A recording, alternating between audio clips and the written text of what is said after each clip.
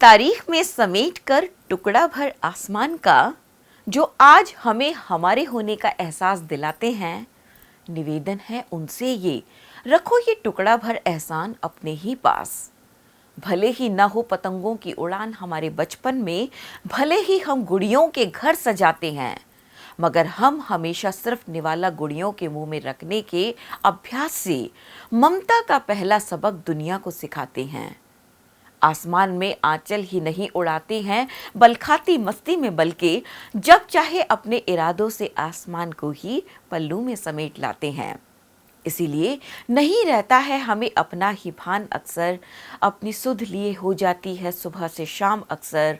लेकिन हम दुनिया के हर घर में छिपी धड़कनों की तरह, धीमी सांस की तरह खामोशी से आते हैं जाते हैं।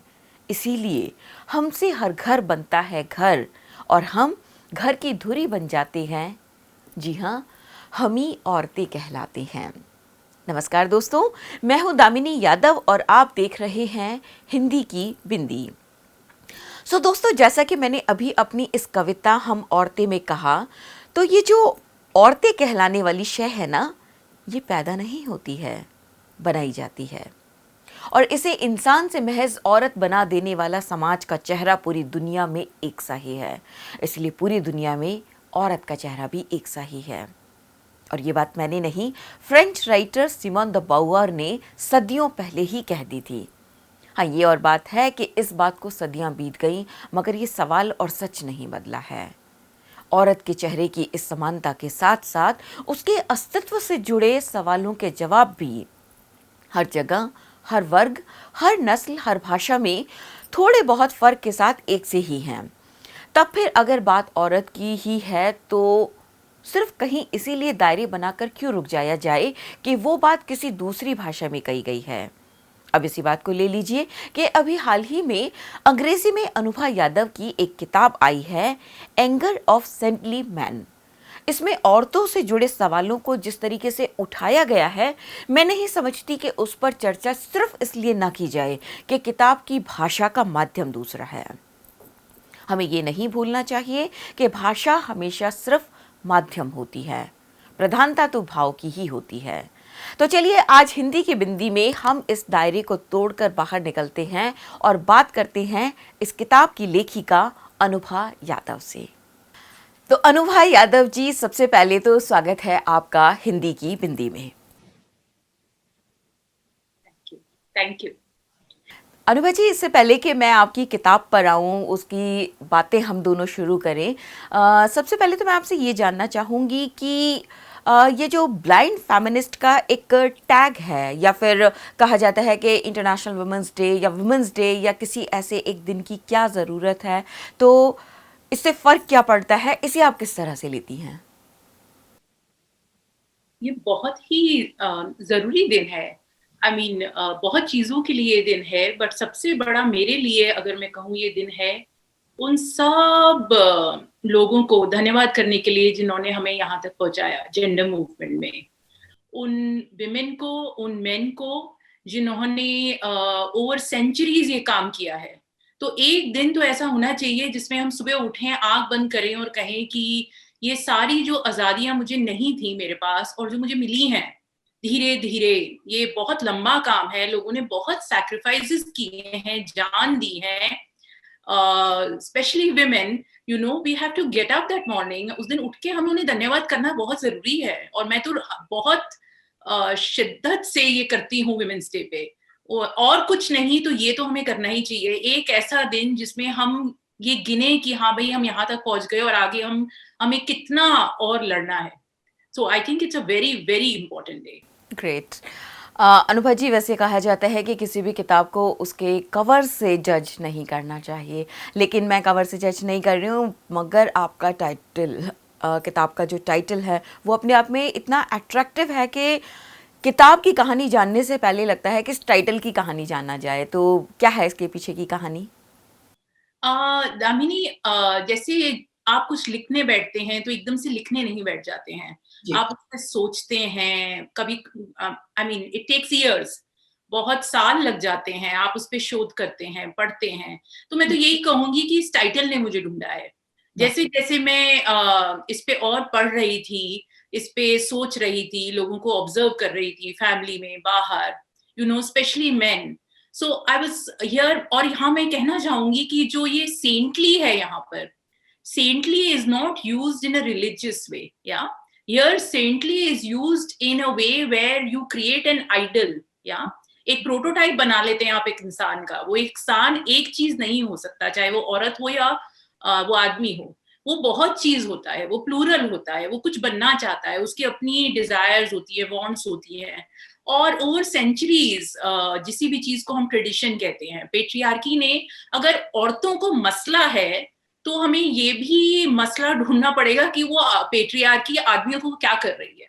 So here I use the anger of saintly main is कि उनका रिस्पॉन्स टू दैट पेट्रियार्की, या जो एक आइडियलिज्म हम सोचते हैं, एक आइडियल मैन या वो बनना चाहिए, उसमें एक तरह की चीजें होनी चाहिए, और वो फॉर्मूला लेके हम एक आदमी बनाने की कोशिश करते हैं थ्रू पेट्रियार्की।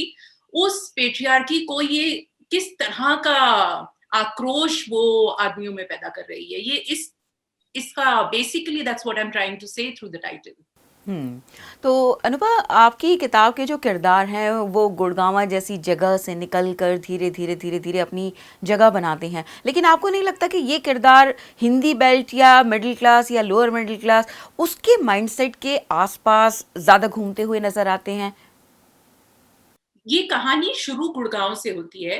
ये लड़के तीनों भाई बड़े हो रहे हैं 90 की सदी में, और फिर ये एज लिबरलाइजेशन आ रहा है, ग्लोबलाइजेशन आ रहा है, और उसके जो उसमें उनमें जो बदलाव आ रहे हैं, कैपिटलिज्म का प्रेशर आ रहा है, फैमिलीज बदल रही हैं, एक तरफ ट्रेडिशन है और एक तरफ एक बहुत ही तीव्र गति से बदलती हुई दुनिया है। तो उन दोनों को बैलेंस ये कैसे कर रहे हैं, ये एक तरह से उसकी कहानी है। तो ये कहानी बस गुड़गांव में रहते हुए 3 लड़कों की नहीं है, ये कहानी है गुड़गांव में जो बड़े हुए लड़के वो उस दुनिया से कैसे इंटरेक्ट करते हैं, वो उस दुनिया के साथ बदल पाते हैं क्या, कौन सा बदल पाता है, कौन सा नहीं बदल पाता, जो बदलता है वो उसकी क्या प्राइस देता है, और जो नहीं बदल पाता वो उसकी प्राइस देता है क्या, कौन आगे रह जाता है, कौन पीछे चला जाता है, और वो उसके लिए क्या फील करता है, पीछे रह जाना क्या होता है एक आदमी के लिए। हाँ, ये सारी प्रश्न ये उठाता है, और ये कहानी आईआईटी जाती है, आईएम जाती है, यूएसए पहुंच जाती है। तो हाँ, इन किरदारों के साथ ये कहाँ गुड़गांव से आगे जाती है। ठीक है अनुभव, आप जैसे कि आमतौर पर कहा जाता है कि अगर वुमेन क्राइम रेट को रोकना है, महिलाओं पर होने वाले शोषण को या समस्याओं को ख़त्म करना है, तो अजीब लगता है ये कहते हुए, लेकिन सबसे अच्छा तरीका ये लगता है कि महिलाओं को पैदा ही मत करो, उन्हें घर से बाहर ही मत निकलने दो, या उन्हें इतनी आज़ादी मत दो कि उन पर ऐसा कोई खतरा बाहर निकलने के बाद मंडराए। तो ऐसी मानसिकता वाले समाज में एक किताब अपनी क्या भूमिका निभा सकती है, क्या परिवर्तन ला सकती है? क्योंकि कहा जाता है कि किताबों से क्रांतियां नहीं होती हैं। अब इसमें 2 बातें हैं। एक, क्रांति बहुत बड़ा शब्द है, या क्रांति एक बड़ी क्रांति नहीं होती, छोटी-छोटी क्रांतियां होती हैं, और वो छोटी-छोटी क्रांतियां सदियों सदियों मिलके बड़ी क्रांति बन जाती है। History is not made in a day, and change doesn't come immediately, change comes over centuries. तो अगर ये किताब कुछ लोगों को और मुझको सबसे ज्यादा, जिसने सोचने पे मजबूर किया, एक पूरी जर्नी पे लेके गई, जहां पर मैं इन 3 किरदारों के साथ 5 साल मैंने इनको समझा या इनके साथ इंगेज किया, तो मेरे में बदलाव आया। अगर इससे किसी और में कोई बस सोचने ही लगे इन इश्यूज पे, कोई बस सोचने ही लगे और इंगेज करने लगे इन इश्यूज से, वो अपनी एक छोटी सी क्रांति है। बड़ी क्रांति देखी जाएगी जब होगी। ग्रेट, अच्छी बात है ये। वैसे मुझे लगता है अनुभव कि मतलब अगर हमें अपने समाज में महिलाओं को रहने लायक बनाना है तो पहले पुरुषों को संभालना ज़रूरी है। मतलब बनिस्बत इसके कि महिलाएं घर से बाहर निकलना बंद कर दें, पुरुष ऐसा माहौल बना दें कि उन्हें घर से बाहर निकलने में कोई दिक्कत ना हो, उनके रास्ते में कोई अड़चन ना आए। क्या ऐसा समाज बनाना बहुत ज़्यादा मुश्किल है, आपको लगता है? नहीं, आई थिंक ये तो डिस्कोर्स, ये तो बात ही नहीं होनी चाहिए कि हम महिलाएं बाहर निकलना बंद कर दें, महिलाएं ये करना बंद कर दें, महिलाएं। दरअसल ये बात मैंने इसलिए कही है क्योंकि आजकल यही चीज़ ज़्यादा कही जा रही है कि अगर महिलाओं पर होने वाले अपराध को रोकना है तो सबसे अच्छी चीज़ है कि उनको घर से बाहर अकेले ही ना निकलने दिया जाए। ये 2021 में हम ये बात सुन रहे हैं, कह रहे हैं। नहीं, कहने वाले तो बहुत कुछ कहते हैं और उसको हम लेजिटिमाइज नहीं कर सकते और उसको हम रिपीट भी नहीं कर सकते, और उसको अगर हम एक लेजिटिमाइज करने लगे तो हम और उसको वोकलाइज करने लगे, अगर हम उसको बोलने लगे तो हम I think we need to be careful. तो ये तो बात ही, मतलब ये इतनी, मैं तो इस बात को इतना डिसमिस करूंगी, इतना कि बर्दाश्त के इतनी बाहर है मेरे कि इस पे तो ये बात तो बोली भी नहीं जा सकती आजकल के जमाने में, और कभी भी बोली नहीं जानी चाहिए थी। और रही दूसरी बात, क्या हमें आदमी को जिस तरह की फैमिलीज में, now families Damini are very dark places, या, और ये एक पेड़ जब बड़ा होता है उसका फ्रूट आता है, हाँ, तो हम फ्रूट अगर स्वाद ना हो तो हम बीज की बात तो करनी पड़ेगी ना। तो अगर हम ये लड़के ऐसे पैदा तो नहीं हुए थे, हाँ, तो ये फैमिलीज में क्या हो रहा है, स्कूल्स में क्या हो रहा है, सोसाइटी में क्या हो रहा है, पेट्रियार्की इनको क्या कर रही है, हम इनको कैसे ढाल रहे हैं, ये बात तो हमें करनी पड़ेगी।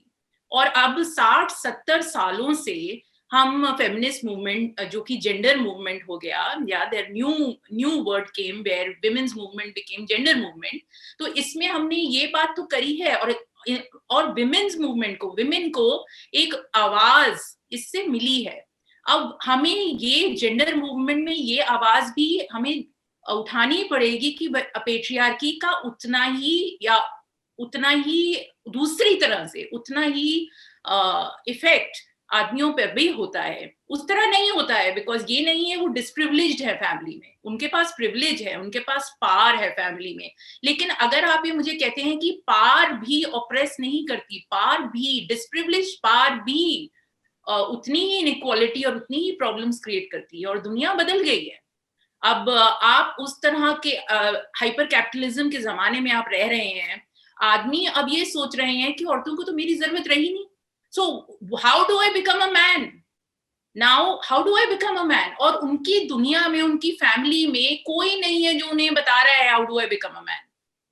उन लड़कों को, उनके पास कोई आइडल नहीं है, उनसे कोई बात नहीं करता डिजायर की, उनसे कोई बात नहीं करता कि भाई रोमांस कैसे करना चाहिए, उनसे कोई बात नहीं करता भी कंसेंट क्या होती है, हाँ। और वो ये आइडियाज फिर कहाँ से लाते हैं, वो ये आइडियाज लाते हैं टीवी से, वो आइडियाज लाते हैं, और इसलिए नहीं कि और कोई जगह ही नहीं है ये बात करने की, या अपने दोस्तों के साथ जिनको उतना ही पता है। तो ये तो बहुत जरूरी है हमारे लिए जानना कि अगर हम 1995 में भी उसी जगह पर थे और हम 2020 में भी उसी तरह की बातें कर रहे हैं, और men are in the same place while women have reached other places, then हमें तो बात करनी पड़ेगी ना मैस्कुलिनिटी पे। बिल्कुल।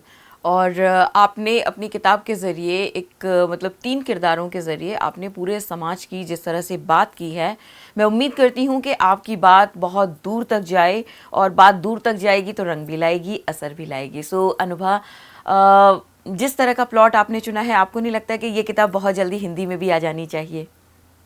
दामिनी जी, आप इतना अच्छा लिखती हैं, आप इतना अच्छा बोलती हैं, मतलब आप बताइए मुझे, आप you will know more about this. मैंने तो ये किताब पढ़ी और मुझे बहुत पसंद आई है, मुझे बहुत अच्छा लगा है। सो मैं आपको इसके लिए बधाई भी देती हूँ, और मैं कामना करती हूँ कि ये किताब अपना रास्ता दूर तक तय करे, इस किताब का हर शब्द अपना असर पैदा करे। इस किताब के लिए आपको बहुत बहुत बधाई अनुभव, और बहुत बहुत शुक्रिया आपका हिंदी की बिंदी से जुड़ने के लिए।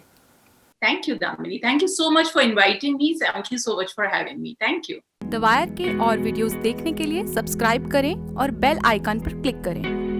स्वतंत्र पत्रकारिता की आर्थिक मदद करने के लिए डिस्क्रिप्शन में दिए गए लिंक पर जाएं और अपनी राशि चुनें।